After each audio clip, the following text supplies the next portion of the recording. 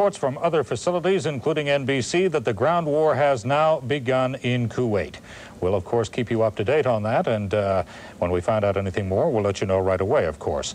Just minutes before today's deadline for Iraq to begin leaving Kuwait, Iraq sent a message hinting of its intent: a Scud attack on Israel. Military officials say a single Scud fell in an open area of central Israel, causing no damage or injuries. Sirens wailed as the Israeli Philharmonic held a concert in Jerusalem. The audience pulled on gas masks and kept on listening. Violinist Isaac Stern played a 10-minute Mozart solo without a gas mask before the all-clear finally sounded. This was the 16th Iraqi attack on Israel since the war began. Before the war, Saddam Hussein vowed to make Kuwait burn if hostilities did break out, and the U.S. says that he is making good on his promise. CNN's Greg Lamont now on what effect the oil fires would have on Allied pilots. This is the systematic destruction of Kuwait's oil-producing capacity. U.S. pilots say Iraqi troops have set ablaze almost 200 of Kuwait's 950 oil wells. There's long trenches on fire, and there's fires that look like they're contained, like I've seen on CNN, that have some of the ones you all had shots of, you know, that look like it's very concentrated over one area. So there's a lot of things up there burning, but all different sizes. As far as 300 miles away, Allied forces are being forced to take off in skies darkened by black smoke from the burning wells. When we're in the lower altitudes, you know, your visibility is kind of limited, but you can still see targets, see your wingmen and such, but once you're above it, it's as clear as day. Even though there's not a cloud in the sky, the smoke makes it appear as though a thunderstorm is imminent. Even so, Allied pilots say they're still able to hit their targets. It's not the usual 100 miles visibility that we got used to being here for an extended period of time, but it's really not affecting things as far as our ability to find the targets and employ weapons on them. And the Allies have continued flying record numbers of air sorties against Iraqi positions in Kuwait and Iraq. In some cases, using napalm to burn out defensive oil positions dug in by Iraqi forces. The pilots say flying in the thick smoke is a hindrance, but they equate it to playing a football game in the rain. Their opponents, they say, must deal with the same conditions. If it degrades us at all, looking down at all, it degrades them trying to look up and pick us up. So, if anything, it could maybe even work to our advantage that way. And the Allies say they have had the advantage in degrading the Iraqis ever since the war began. Greg Lamont, CNN, near Khafji, Saudi Arabia.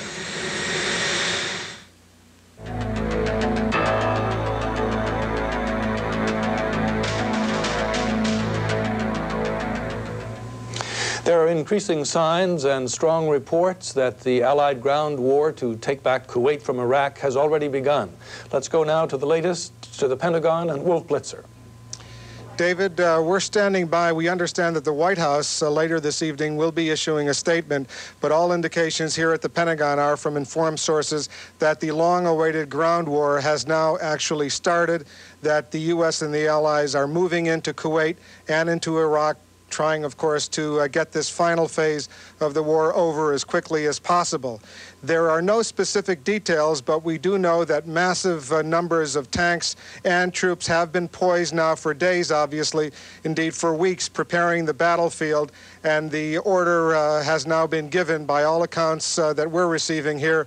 At this moment, the order has been given by General Schwarzkopf to begin the ground offensive and to try to liberate Kuwait. No word exactly how long that's going to take. No word whether all of the elements of the ground offensive have actually started, whether there is any complete massive flanking movement has been so widely projected over these past few weeks by analysts, whether there is an amphibious or airborne element, but at least some of the initial aspects of the actual ground war, not just the preparations, the probing operations that we've been reading about, seeing on television these past several days, but the actual move to go in and complete this mission, that appears now to have started. And we are expecting some sort of formal statement later this evening from the White House. There are hints here at the Pentagon that the president will be returning from Camp David later this evening to go to the White House. David?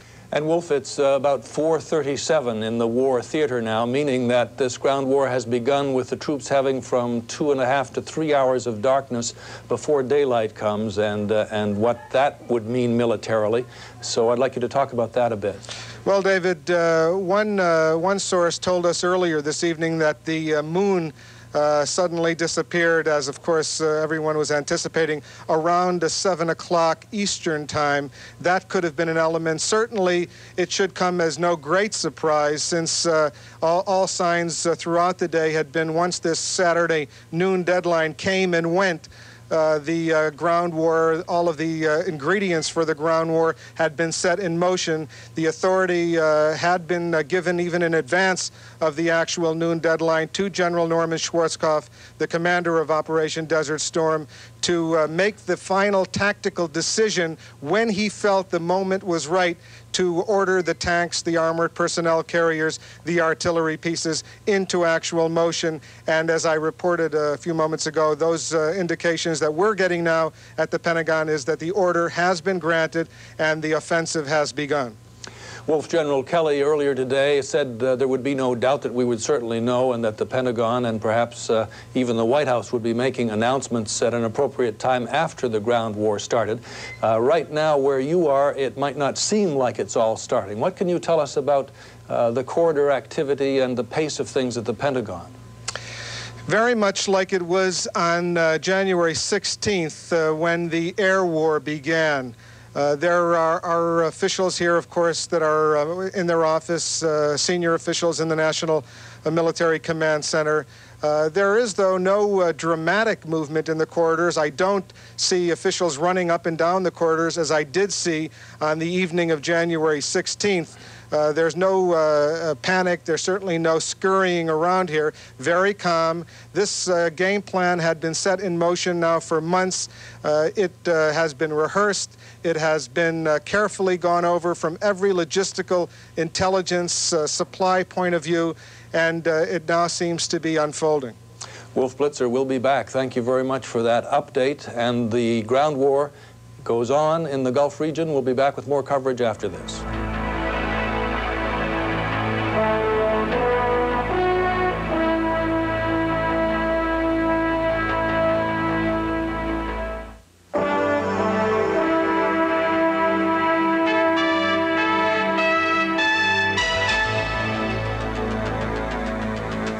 Reported sounding now in northeastern Saudi Arabia as word has come that the Allied forces have begun the ground war to free Kuwait from Iraq's grasp. Let's go now to the Pentagon and CNN's Wolf Blitzer.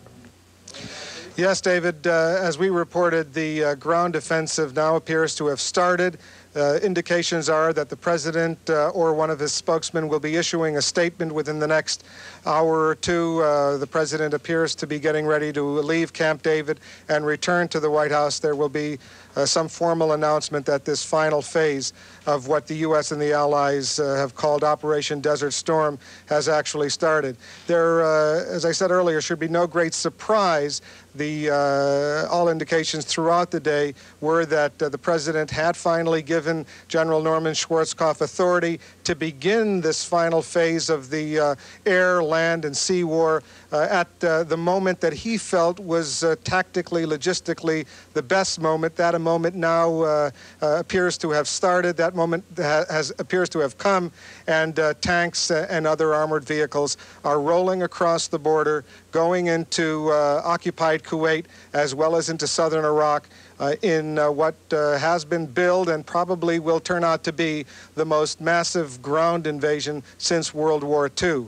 We don't have a lot of other details here. Probably more details will be coming from a White House statement. No indications that there are any formal announcements, any formal briefings scheduled here at the Pentagon. I think officials here at the Pentagon believe it's the proper moment to defer to the White House for this kind of historic announcement. President Bush is reported to be deferring, putting off the rest of his weekend at Camp David in Maryland to return to the White House this evening, and it's not confirmed yet whether he will be making a statement after he arrives. CNN will be there to greet him when he does, and we would be there for any statement, of course, too. We still don't know, Wolf, do we, when the President gave the authority to General Schwarzkopf and how wide a window he gave him. Maybe it could have come 2 days ago, maybe it came not so long ago. What's your thought?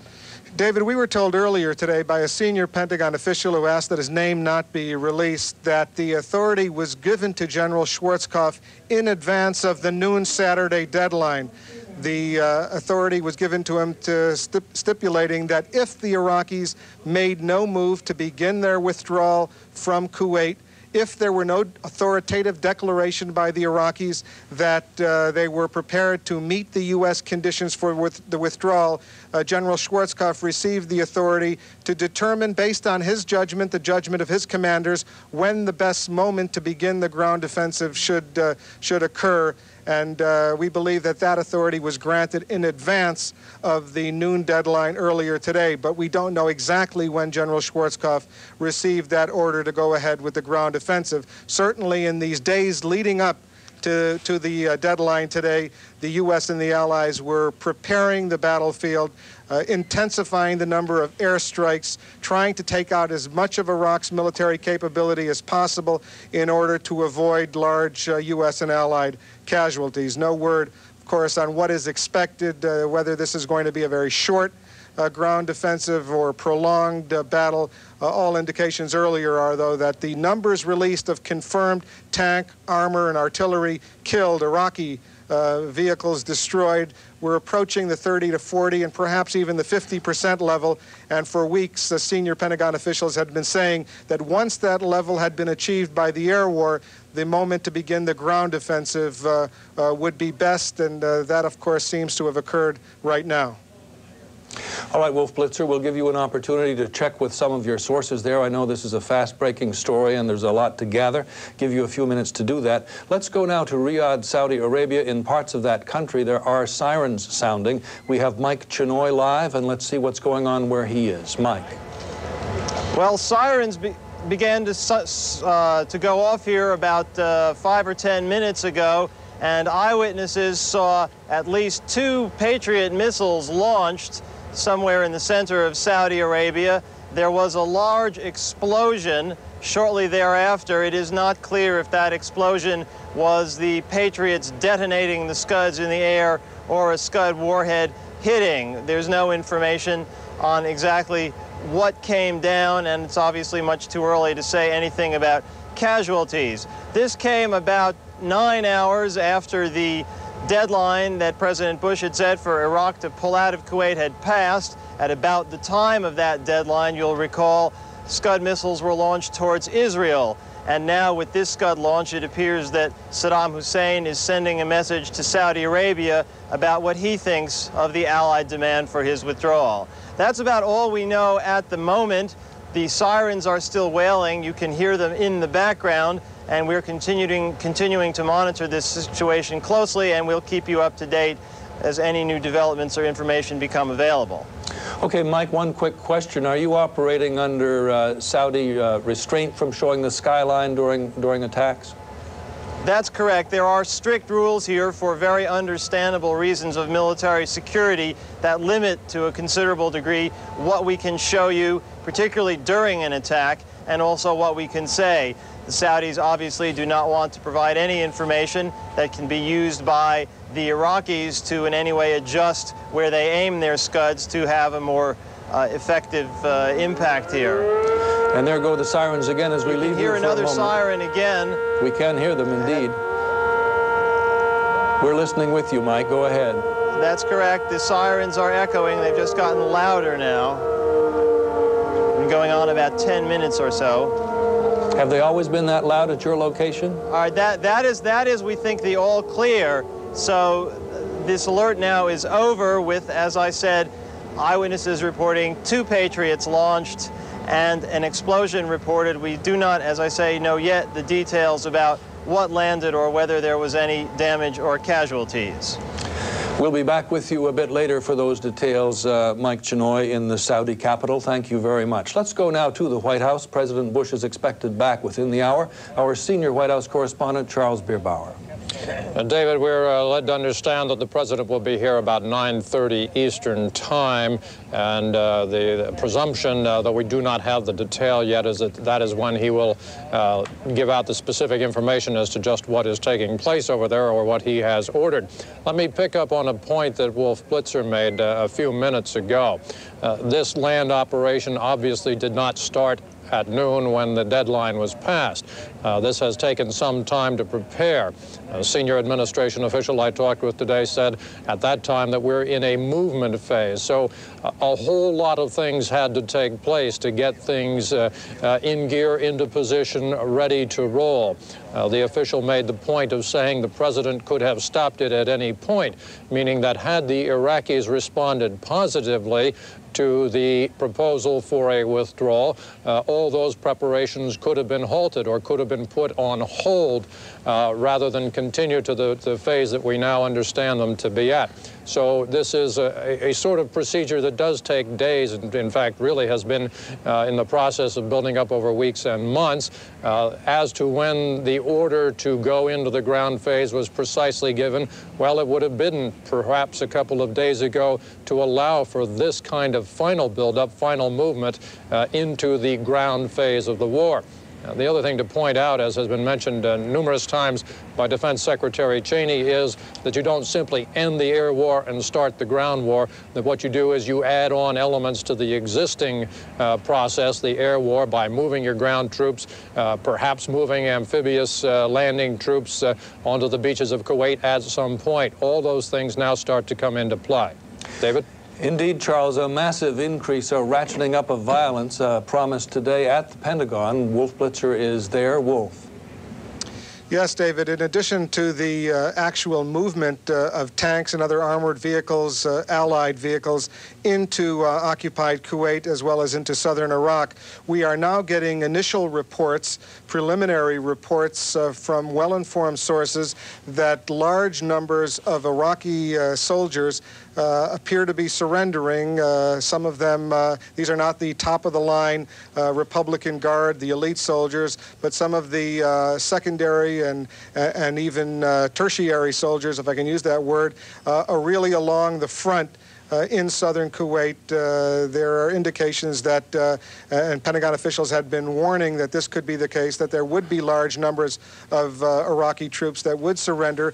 But officials here make it clear they're not assuming that the entire Iraqi military is by any means softened up enough to simply capitulate or to surrender. They're anticipating, in fact, exactly the opposite, that there will still be a fight, there will be a serious fight, that this will by no means be simply a mopping up operation, that the elite Republican Guard in southern Iraq, not in Kuwait, still retain a great deal of capability and will be able to resist and will prove to be a cohesive fighting force. But some of the other Iraqi troops have been badly bruised over these past weeks of the air campaign and appear to be getting ready, at least in some significant numbers, to surrender. One additional point that I'd like to make, and that is these operations that are unfolding right now are not simply what military officials describe as additional reconnaissance and force or probing operations, as had been going on now for the past week. Indeed, there had been cross-border probing operations in the past few days, some of them going as far as tens of miles into southern Iraq. These are the actual offensive ground operations designed to begin the ground war and actually remove Iraqi troops by force from Kuwait. Wolf, would it appear that if, as the Pentagon says, large numbers of Iraqi soldiers are surrendering in the border region, that U.S. forces therefore have penetrated a reasonable distance into Kuwait to achieve that? Well, we don't know how many miles the U.S. and allied forces have actually gone in across the border, and it would be inappropriate at this stage to speculate about that. I'll try to get some more information on the exact extent of the penetration, but we are told that it is fairly significant, and troops are moving very, very quickly with their armored vehicles, their tanks, and their artillery, and that this ground offensive is moving full speed ahead. And there's also the avenue from the water. There is, has always been, the potential for an amphibious landing, an airborne landing from the sea. I have no information about any such amphibious or airborne assault. Certainly, given the fact that there are 4 U.S. aircraft carriers in the Persian Gulf, nearly 20,000 U.S. Marines aboard all sorts of amphibious landing ships with a lot of support aircraft, including helicopters, that has always been an option. But it's not one that I can confirm at this point that has actually occurred. All right, Wolf, we'll be coming back soon, and thank you very much. Let's go now to Saudi Arabia, a bit south of where Mike Chinoy was, and bring in Charles Jaco. Charles. Well, good morning from Saudi Arabia. The air raid siren sounded here about 15, 20 minutes ago. The all clear has since sounded. As Mike Chinoy said, there seems to have been some incoming Scuds and outgoing Patriots in central Saudi Arabia. In this part of the country, simply the alarms, no missiles. If, as Wolf Blitzer said, things are moving along fairly swiftly, that Allied forces are several kilometers inside Kuwait, this would fit in with what we were told the general battle plan might be. That is, swift, sudden, and massive application of force, mostly swift-moving armor coming in directly south from Saudi Arabia, perhaps forcing its way into Kuwait from the west, from Iraq itself, and maybe, even though Wolf Blitzer said there was no evidence of this so far, maybe amphibious landings along the east coast of Kuwait, along with airborne and probably close air support. All this could be going on at once. We were led to understand by Allied commanders that once it started, events and the troops would be moving very, very quickly, trying to make as much headway as possible. At this point, no firm word, of course, because word of this happening at all is still brand new. We're still trying to gather details about who is doing what to whom, but it seems fairly clear, if all the pieces of the puzzle fit together right now, that the ground war has indeed started. All right, I know you'll be getting briefings there later in the day, and you'll have more before that for us, Charles. Thank you. Let's switch to Jerusalem now, where we have Greg Lefebvre standing by. Greg. The situation here is Israel, as you know, is a country with so much at stake in this war, and for the moment, so perilously little it can do. Now, we understand that the Chief of Military Intelligence has disclosed that he firmly believes Iraq has the capability of moving chemical warfare into over into Israel, and they're very concerned about that. The Israeli government stand has long been that as long as this war continues on, perhaps Israel will be better off. That is, that as long as the Allied forces can wither away at the Iraqi forces, can reduce Saddam's army and perhaps reduce Saddam himself, so much the better for Israel's security. The flip side of that, of course, is that there is very real, considered very real here, the threat of chemical warfare. We had a Scud attack here earlier this evening. Actually, it was last night. And there is still some deep concern among Israelis that Saddam may launch more warheads this way and may put chemical warheads upon them. Greg Lefebvre, CNN, live in Jerusalem. Greg, we have this question. As you know, the Israelis were very upset by all of those Scud attacks and wanted a piece of the action. The U.S. And the Allies had withheld those codes which allow air forces to identify each other as friendlies, and I guess that's been in the way of a concerted attack by Israel on Iraq. Do you have anything at all tonight on the possibility of them joining in? If anything, we have less, and that's perhaps probably the intriguing part, is that Israel is talking less and less and is keeping very, very close-lipped about that. All we hear now is that Israel will retaliate and Israel will choose the time. But in weeks prior, we were hearing much more about the possibilities, potentialities, how it might happen. Certain experts were out there guessing publicly. But much of that has closed in and has become very, very quiet, perhaps ominously quiet. All right, Greg Lefebvre reporting in Jerusalem. I would like to enter this note of apology on behalf of all of us. Some of what we're reporting in this early stage of the ground war must be, to some degree, speculation.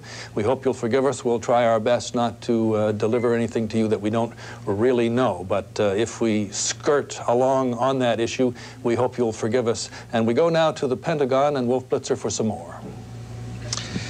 David, here at the Pentagon, we don't have a whole lot more. We do know, though, that the initial phases of this ground war now appear to be underway, that the U.S. and the Allied forces are moving across into southern Kuwait as well as into Iraq, that the preparations over these past few weeks now appear to have been completed, and instead of simply going ahead with the air war, additional elements are now taking place. Indeed, no one should be under any illusions that the air war will now stop. By all accounts, the air war is even going to intensify, the purpose of the ground war being in part to try to get some of those well-dug-in Iraqi tanks and other armored vehicles out of their positions, out of their revetments, into the open, where presumably the theory is they will become easier targets for the air war.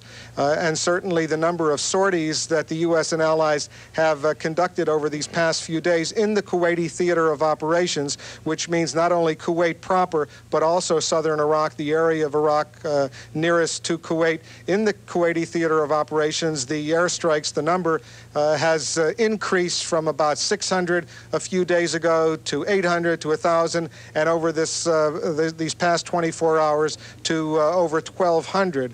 And that number could even go up now that the ground war appears to have actually started.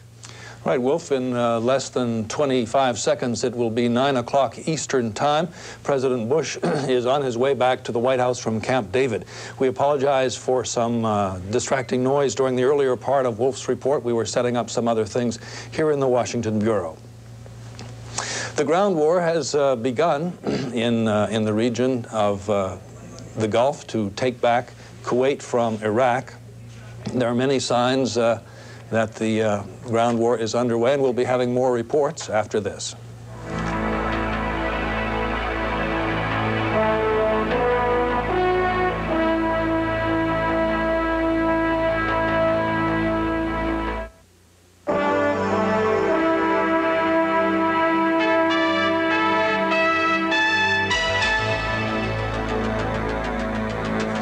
War in the Gulf is now ground war in the Gulf. Within the past hour, the Allied forces in the Persian Gulf region have started a ground war to retake Kuwait from Iraq. Let's go now to the White House. President Bush is due back there soon, and our senior White House correspondent, Charles Bierbauer. The president will be here within about half an hour, David. He is flying back from Camp David. It's a helicopter trip. It doesn't take very long. At 10 o'clock this evening, Eastern Time, the president will be in the White House briefing room to make what we are told is essentially an address to the nation. In this case, it will certainly be an address to the world to explain what is taking place over in the Persian Gulf, what we now know to be the first hours of the ground phase of the war between the president, or rather the U.S., its coalition partners, and Iraq. It is clear that that offensive has been launched. Here at the White House, it had been relatively calm in early evening, and about an hour ago we detected that the Chief of Staff, John Sununu, the National Security Advisor, Brent Scowcroft, were in their offices, and then it wasn't too long after that that the word started to come out that the president himself would be on the way back from Camp David, where he had been spending the weekend along with Secretary of State James Baker. So the short of it is that at 10 o'clock Eastern Time, the president will be here and will have an announcement to make. David? All right, Charles, thank you very much. We have some guests in our Washington Bureau that we had planned to be with before the ground war started. We will attempt to be talking to them because they're interesting, even though the ground war has started. We have coming in Bart O'Neill, Director of Middle East Studies for the National War College, William Ury of Harvard Law School, a negotiations expert, co-author of the book Getting to Yes. And we had also scheduled Hussein Hamami, the Jordanian ambassador to the United States, and we hope to have one or all of them to talk to. We do have Bart O'Neill now in our Washington studios.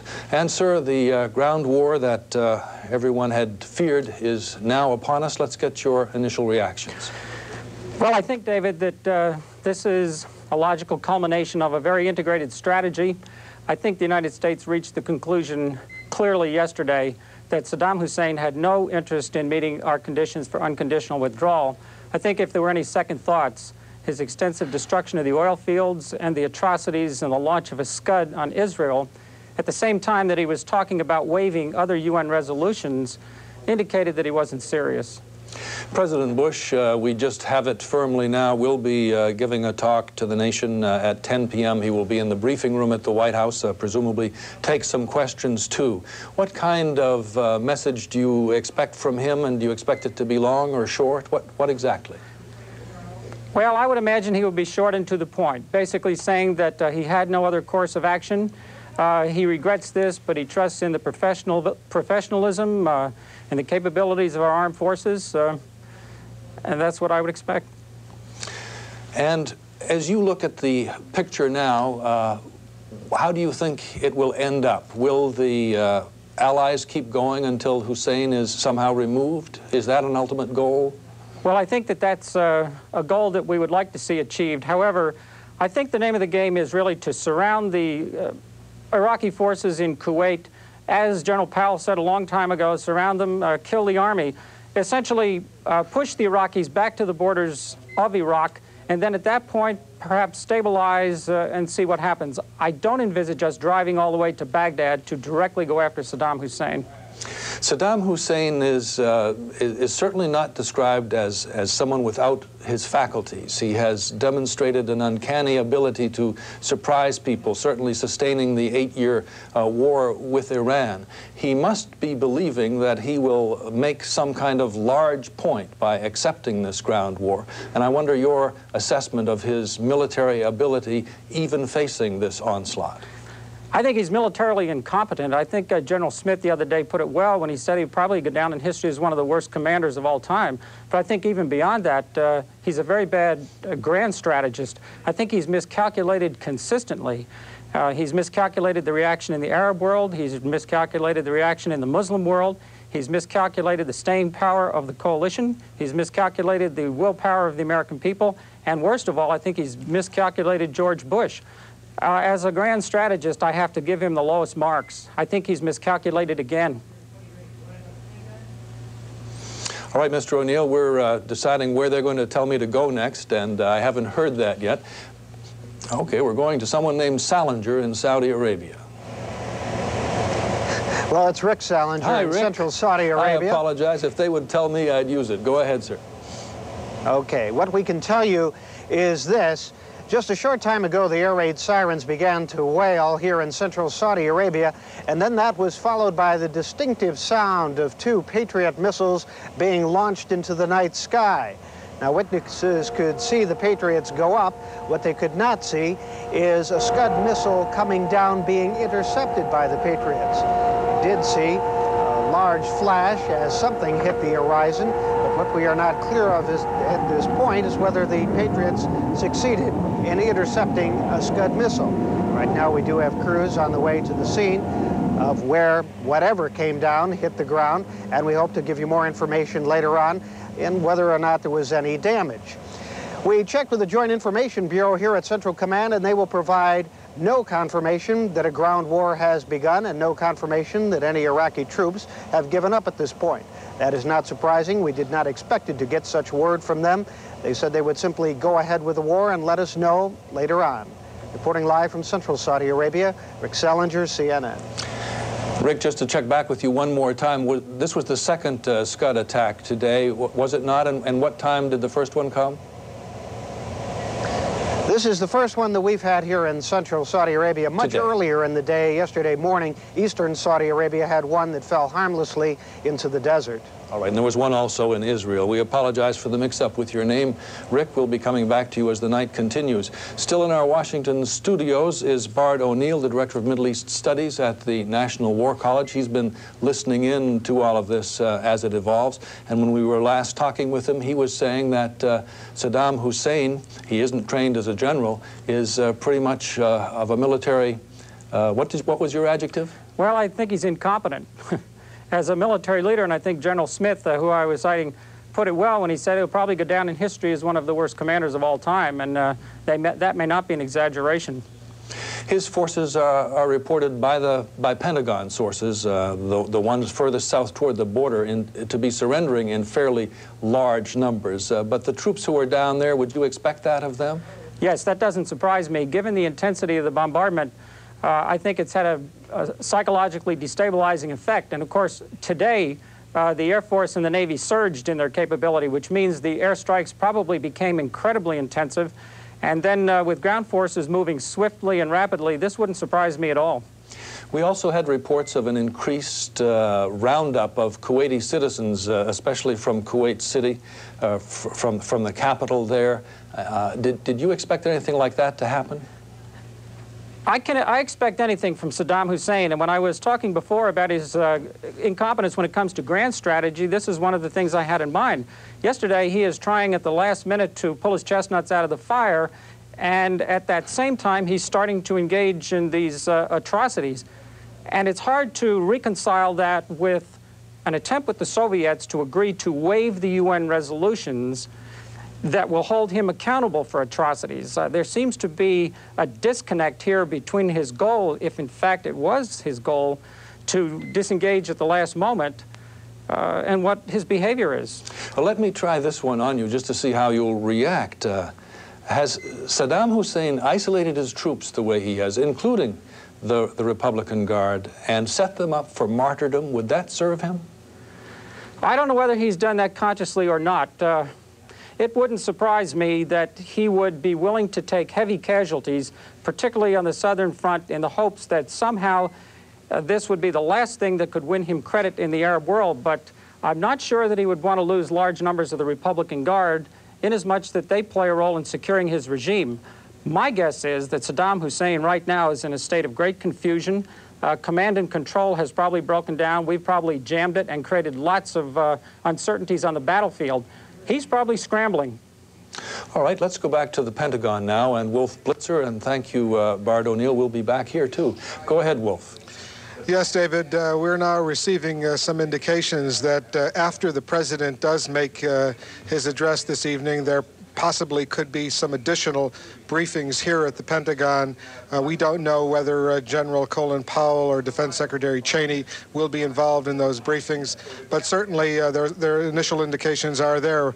What you're seeing now on the screen are possible U.S. and Allied invasion routes designed to liberate Kuwait. The frontal assault directly against some of the weaker points in southern Kuwait of the Iraqi troops. The best Iraqi troops are not in the southern part of Kuwait. They're in the second and third tier, and as well as in southern Iraq. The U.S. will face, though, and the Allies, a formidable set of obstacles throughout the entire frontier, not only trenches that have been filled with oil that are presumably on fire, but thousands, probably tens of thousands, and maybe even hundreds of thousands of landmines over these past several weeks. The U.S.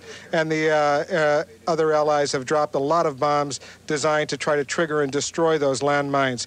There also could be an amphibious assault. Some 20,000 U.S. Marines are aboard ships in the Persian Gulf, backed up by 4 U.S. aircraft carriers. There are a lot of landmines along the beaches as well. Those beaches, we are told, have been heavily bombed over these past several weeks, but presumably there's still enough landmines and barbed wires to make an amphibious assault very treacherous. U.S. Marines have had 4 training exercises elsewhere in the Persian Gulf over these past several months, and Marine Corps sources tell us that they are very confident that they will be able to undertake a very effective amphibious assault.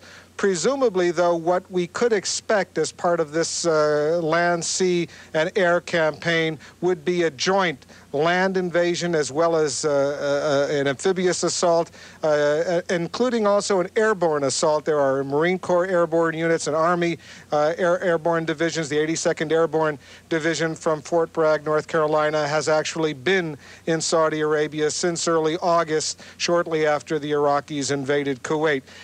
And going even beyond the arrows that you see there, all the way to the west of Kuwait, there could be a flanking operation deep into Iraq designed to try to uproot the Republican Guard, the Iraqis' best soldiers, and that would be a very, very complicated, difficult maneuver, but it is one that we are told here has been rehearsed, has been practiced repeatedly over these past several weeks.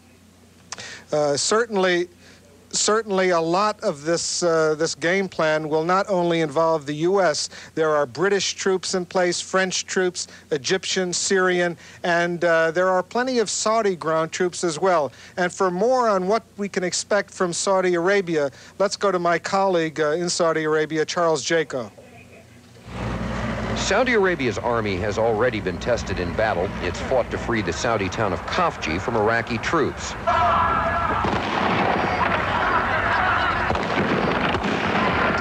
that's the first combat action for the Saudis in modern times. To many analysts, the untested Saudi army is ineffective despite the billions of petrodollars spent on it. They spent tens of billions of dollars acquiring equipment of various kinds. But the bottom line is they never really expected to have to fight with it. It was an army that was intended to project an image of power, but not one that was actually designed to fight a real war. One problem, manpower. Saudi Arabia only has 8 million people. Despite an upsurge in enlistment since the war started, there's always been a shortage of recruits. There are only 38,000 men on active duty in the Saudi army, with another 27,000 on inactive duty. There are 56,000 troops in the National Guard, but it has mostly been a home defense unit. Even the Saudis' top commander says his country's army has inadequate manpower. I'm sure that, lesson learned by what happened in this area now. And yes, we are determined to make our armed forces bigger and better. Another problem, retention. The Saudi army is all volunteer. Recruits sign up for 4 years at a relatively generous starting salary of $600 a month. They can re-enlist, but after re-enlistment, they're free to leave at any time. Then there's lack of experience. Saudi citizens, civilian or military, have had no experience with things like war or incoming missiles. It's the first time that a lot of people have heard a shot fired. Then there's training. The Saudi Air Force, considered to be one of the region's best, is largely trained in the United States. Their army is trained at home. I'm sure that Saudi soldiers are extremely brave individuals, and some of them may be well trained. The Iraqi army has a much greater experience and has demonstrated a hardiness that is yet to be reflected in the Saudi army. I think it's very safe to say that Saudi Arabia could not have defended itself without the assistance of the United States. It's a sensitive issue among Saudis. The country that's the region's economic superpower now finds itself needing an army to match. On a scale of combat effectiveness, taking leadership, manpower, and equipment into account, U.S. intelligence analysts give the Saudi army mediocre marks, ranking it below the armies of Israel, Egypt, Iran, Iraq, Jordan, and even Lebanon. The Saudis did succeed against Iraq in the battle for Khafji, but they were backed by U.S. Marine artillery and air power. We learned a lot of lessons, and we will do our best to have armed forces, and that's the instruction of His Majesty, to have armed forces who's capable to maintain peace in this area. Some U.S. intelligence sources say the Saudis are trying hard to improve the quality of their ground forces, but they have a long way to go to match other countries in the region. Charles Jaco, CNN, Saudi Arabia. The ground war has started, as we've now been reporting for, I guess, well over an hour, though.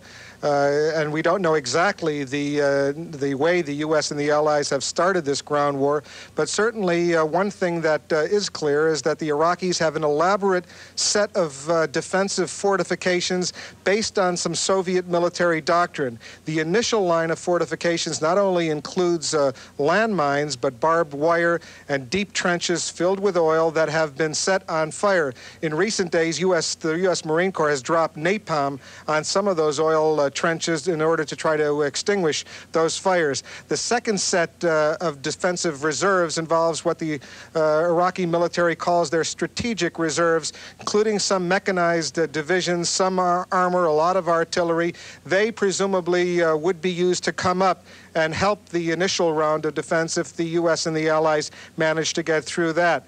These were some of the tactics that were used during the long 8-year war against Iran. Finally, the elite Republican Guard is all the way back. You see some of them straddling in northern Kuwait. Those are really the auxiliary elements of the Republican Guard, the best Republican Guard, and they numbered before the war about 150,000 troops. The best of the Republican Guard are all the way in southern Iraq. In the earlier war against Iran, those Republican Guard came up to help the initial rounds of defense. You see here some of the ways the Iraqis have managed to hide, to conceal their tanks and their artillery. Their tanks are deeply dug in to the sand, heavily guarded by these sand walls that unless the U.S. and the Allies manage to hit those tanks with really a precision strike by these tank-killing Hellfire missiles from Apaches and other aircraft, those tanks are pretty secure. We were told earlier today, though, that about 30 to 40% of Iraq's tanks, numbering before the war about 4,200, had been destroyed over these past 5.5 weeks of the air war. The Iraqi tanks, though, are mostly Soviet-made, including the best top-of-the-line T-72s. And those Iraqi tanks will prove to be still, we are told here, a formidable force when this ground war gets to the real peak, and that ground war is clearly taking place right now. Now, for more information on some of the way this ground war may unfold and how the Iraqis may try to defend themselves, let's go to this report by David Bernkoff. Platoons, battalions, regiments, divisions, all add up to make an army. There are well over 1 million troops in the Kuwaiti theater of operations. Here's a comparison of some Iraqi and some U.S. fighting units. A U.S. Marine division has more than 9,000 combat personnel, plus an equal number of support personnel. Divisions consist of 3 regiments, each with around 3,000 troops. Each regiment is made up of 3 battalions. There are 3 companies in each battalion, 3 platoons in each company, and 3 squads in each platoon. For Iraq, each of its 4 Republican Guard infantry divisions has around 14,000 soldiers, a total of 56,000 top-line infantrymen. Analysts estimate each Iraqi tank division has about 325 tanks. Each U.S. tank division has around 350 tanks. U.S. tank divisions also include a number of Bradley fighting vehicles. David Bernkoff, CNN reporting.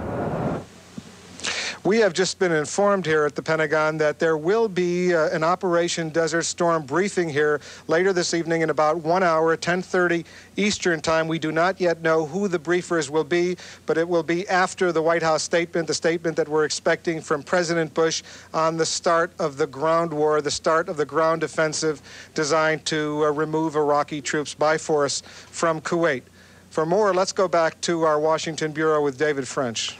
All right, well, thank you. We'll be back to you soon. As you mentioned, President Bush is on his way back to the White House now, curtailing his weekend in Camp David, preserving the element of surprise by going up there in the first place. Now coming back tonight, he is expected to address the nation at 10 p.m. Eastern Time.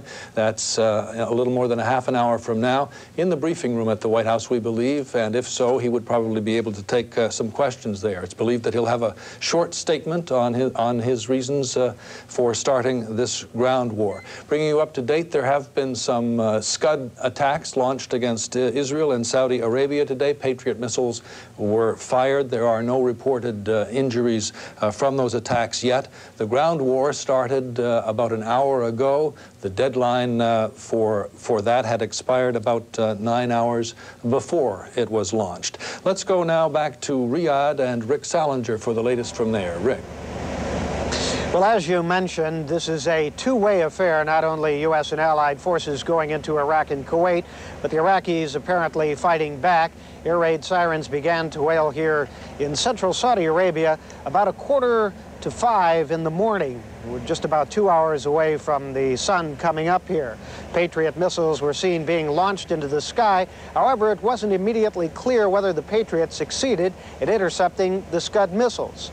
As far as the ground forces are concerned, we can tell you they have been getting ready for this moment for quite some time.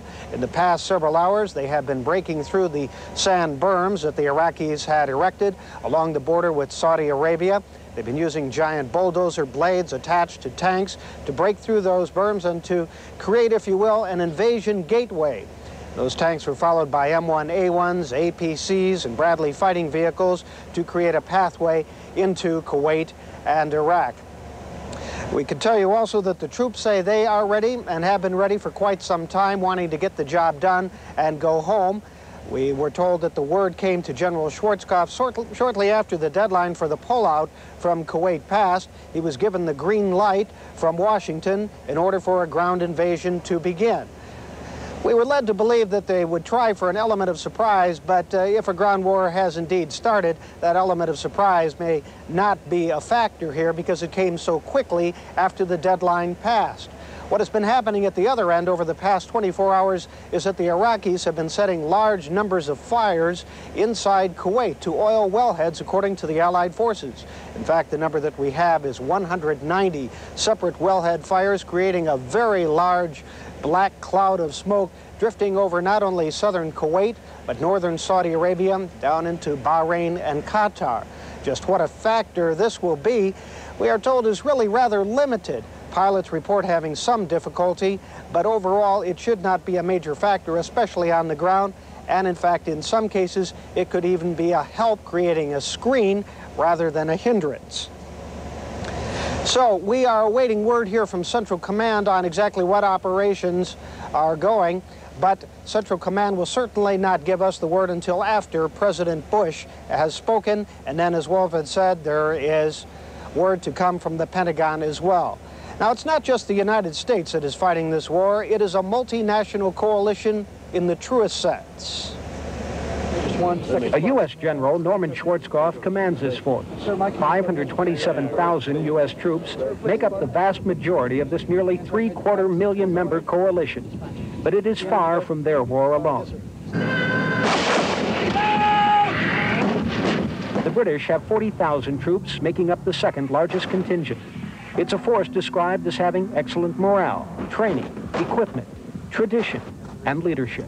Their commander, Britain's most decorated soldier, General Sir Peter de la Billière. I think General Schwarzkopf has taken the greatest possible care to tailor the role for the forces he's got available and to take account of national capabilities. That capability varies. The joint Arab forces total more than 150,000 men. The Saudis are said to be well equipped with good leadership at the top.